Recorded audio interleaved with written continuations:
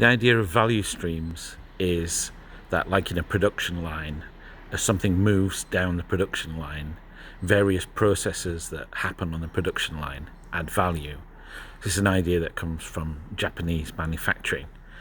And one important aspect to this is that once you understand that value is getting added at each of these stages, then you understand that when the production line isn't moving, value isn't getting added.